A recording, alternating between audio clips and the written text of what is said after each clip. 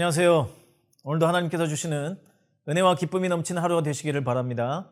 다 함께 찬송가 21장을 찬양하시겠습니다.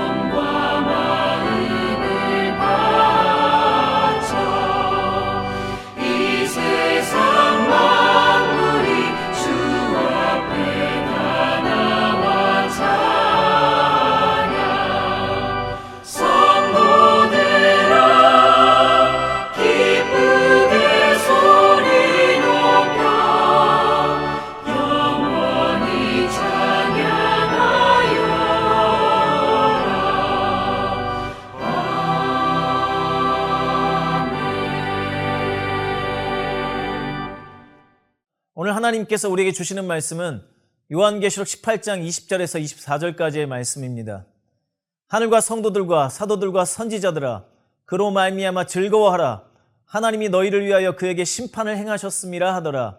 이에 한 힘센 천사가 큰 맷돌 같은 돌을 들어 바다에 던져 이르되 큰 성 바벨론이 이같이 비참하게 던져져 결코 다시 보이지 아니하리로다. 또 검은 것 타는 자와 풍요하는 자와 퉁소 부는 자와 나팔 부는 자들의 소리가 결코 다시 내 안에서 들리지 아니하고 어떠한 세공업자든지 결코 다시 내 안에서 보이지 아니하고 또 맷돌 소리가 결코 다시 내 안에서 들리지 아니하고 등불빛이 결코 다시 내 안에서 비치지 아니하고 신랑과 신부의 음성이 결코 다시 내 안에서 들리지 아니하리로다. 너의 상인들은 땅의 왕족들이라. 내 복술로 말미암아 만국이 미혹되었도다. 선지자들과 성도들과 및 땅 위에서 죽임을 당한 모든 자의 피가 그 성 중에서 발견되었느니라 하더라. 우리가 과거에는 이 넘어져도 다시 일어나고 절대로 쓰러지지 않는 사람들이나 존재들에 대해서 오뚜기 같다라고 하는 말을 많이 했습니다.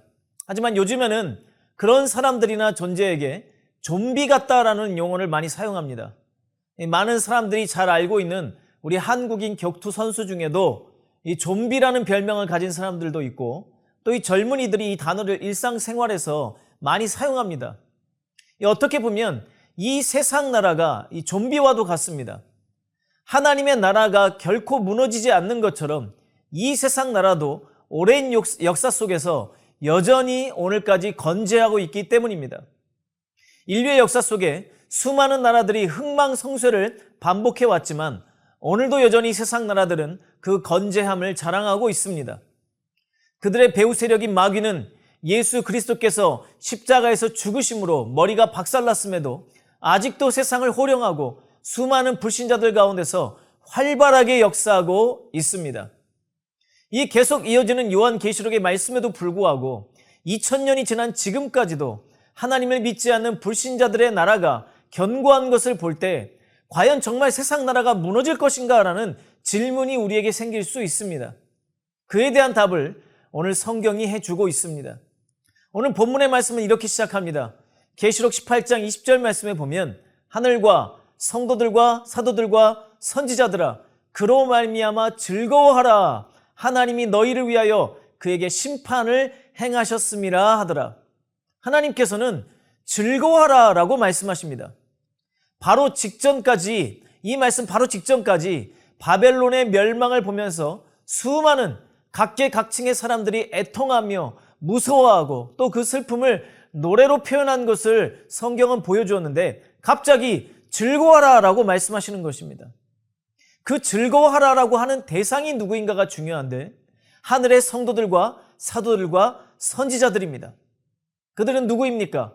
바로 하나님 없이 살아가는 세상 나라들로부터 핍박과 고난을 받아 죽임당한 자들입니다. 이 요한계시록 이전에 하나님께서 그들이 자신들의 핏값을 하나님께 언제 우리의 핏값을 갚아주시겠습니까? 라고 탄원하였을 때 하나님께서 때가 되면 갚아주시겠다고 약속하셨습니다. 그리고 이제 바로 그때가 되어서 하나님의 약속이 이루어진 것입니다. 오늘 말씀에서는 하나님께서 그들을 위하여서 이 세상 나라에 심판을 행하셨다라고 말씀하고 있습니다. 세상과 또 그 배후의 어둠의 세력들은 끊임없이 교회와 성도들을 괴롭혀왔습니다. 초대교회 스데반으로부터 시작해서 더 그 이전의 구약시대에서부터 얼마나 많은 믿음의 사람들이 순교의 피를 흘려왔습니까? 얼마 전 우리 미국에서 가까운 카리브의 섬나라 아이티에서 젊은 미국 선교사 부부가 순교했습니다. 아이티는 현재 갱단들에 의해서 정부가 무너진 무정부 상태인데 한 선교단체에 소속되어 있는 젊은 선교사 부부가 이렇게 아이티의 위험한 상황임에도 아이티를 떠나지 않고 그들의 사역을 계속해서 이어가다가 갱단들에 의해서 살해당하고 시신이 불태워지는 끔찍한 사건이 불과 지난 5월 23일에 발생했습니다. 여러분, 이 얼마나 안타깝고 슬픈 일입니까? 아직 20대 초반의 젊은이들이 왜 그곳에서 선한 일을 행했다는 이유로 죽임을 당해야만 되는 것입니까? 자녀 부부를 선교지에 보내놓고 하루하루 기도했을 그 부모들의 마음을 누가 위로해주고 그 원통함은 누가 갚아주는 것입니까? 여러분, 이런 일이 비단 하루 이틀의 일입니까? 전 세계 수많은 나라들에서 특히 공산국가와 독재국가와 모슬렘 국가들에서 수를 셀 수 없는 많은 기독교인들과 선교사님들이 지금 이 순간에도 고통받고 억울하게 감옥에 갇히고 고문을 받으며 죽어가고 있습니다. 그들을 사랑하신다고 말씀하시고 그들을 선교지로 보내시면서 그들과 함께 하시겠다고 약속하셨던 하나님께서 왜 이런 일을 그들에게 허락하셨는지 바로 우리는 궁금해하지 않을 수 없습니다. 정녕 하나님께서는 지옥 갈 영혼들만 불쌍히 여기시고 불신자들에게 의해서 억울한 죽임을 당하는 주님의 자녀들은 사랑하지 않으시고 돌보지 않으시는 것입니까? 이 질문의 1차적인 답은 바로 하나님께서 그 아들 예수 그리스도를 통해서 우리에게 충분히 보여주심으로 답을 해주셨습니다. 지옥에 가야 마땅한 우리를 위해서 전혀 죄 없으신 자신의 아들 예수 그리스도를 십자가에 못 박도록 하신 하나님의 사랑을 바로 저와 여러분이 받았기 때문입니다. 하지만 그렇다고 하여서 하나님께서 자신의 교회와 성도들이 받는 고난과 박해를 그냥 바라만 보고 계신 것이 절대로 아닙니다. 단지 오래 참고 기다려 주실 뿐이지 이제 하나님의 때가 되면 이 세상이 하나님의 사람들에게 행한 그 모든 일들에 대해서 하나님께서는 철저하게 그것을 이 세상 가운데 돌려 주실 것입니다. 오늘 본문의 마지막 구절은 이렇게 말씀하십니다. 18장 24절 말씀에 보면 선지자들과 성도들과 및 땅 위에서 죽임을 당한 모든 자의 피가 그 성 중에서 발견되었느니라 하더라. 세상과 그 가운데 하나님 없는 자들이 받는 심판은 바로 그들이 하나님과 교회에 행한 일에 대한 보응인 것입니다. 그동안은 하나님께서 부분적으로 그리고 일시적으로 그들을 심판하셨지만 이제 마지막 때에 있을 하나님의 심판은 다시는 일어설 수 없는 절대로 회복 불가능한 말씀을 처음 시작하면서 말씀드린 아무리 좀비와 같이 질긴 생명력을 가지고 혹은 불굴의 의지를 가졌을지라도 살아날 수 없는 심판을 받게 되는 것입니다. 그것을 오늘 본문의 말씀은 결코 다시라고 하는 이 문구를 반복함으로써 하나님의 의지를 표현하고 있습니다. 오늘 본문에 결코 다시라고 하는 이 문구는 짧은 4구절에 6번이나 반복이 되고 있습니다. 절대로 또다시 그들이 회복되고 살아나서 하나님을 대적하는 그런 일은 없다라고 하는 것입니다.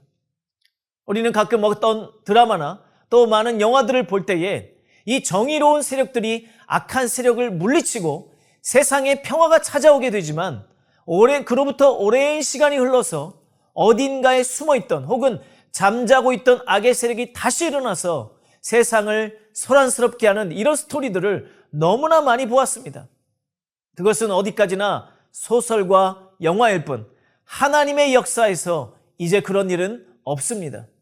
하나님께서 그 모든 것을 완전하게 무너뜨리시고 완전히 짓밟으시고 완전히 소멸시켜서 두 번 다시는 지금과 같은 세상 나라가 세워지는 일은 없을 것입니다. 요한계시록 18장은 큰 울음의 소리와 큰 기쁨의 소리가 함께 들려오는 장입니다. 이 세상이 철저하게 무너져 내리는 것을 보면서 그것을 사랑하고 그것에 온 인생을 걸었던 자들은 속에서부터 끓어오르는 피 눈물을 흘리게 될 것입니다. 반대로 세상에 소망을 두지 않고 영원한 하나님 나라를 위해 살아왔던 사람들은 세상에 무너져 내림을 보면서 기뻐하고 즐거워하게 될 것입니다. 그리고 그 일은 멀지 않았습니다. 세상을 향한 하나님의 심판은 이미 시작되었기 때문입니다.